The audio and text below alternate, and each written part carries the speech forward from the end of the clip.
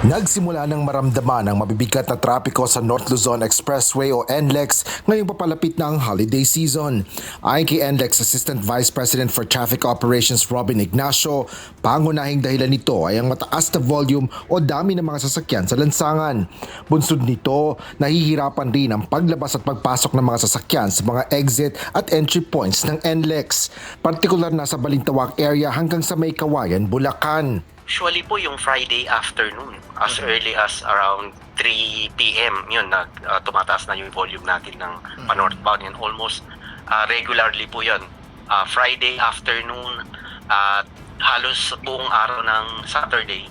And then, yun naman pong balikan is usually Sunday afternoon.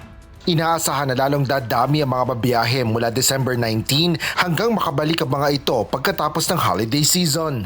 We do understand na yun nga po because of this holiday rush, talagang mataas po yung volume and we're expecting that until January 5. Isa sa mga hakbang na ginagawa ng mga kawani ng NLEX ay ang pagpapatupad ng counterflow sa expressway.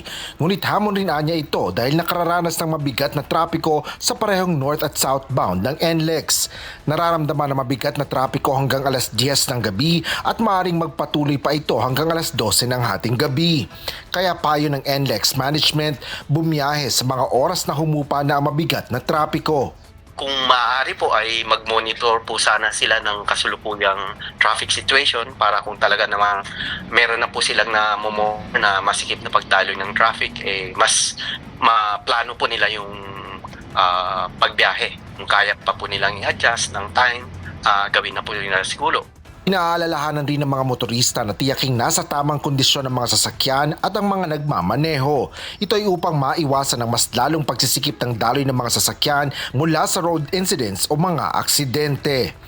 Asher Cadapan Jr., UNTV News and Rescue. Diyos ang aming sandigan, serbisyo publiko ang aming pinahalagahan.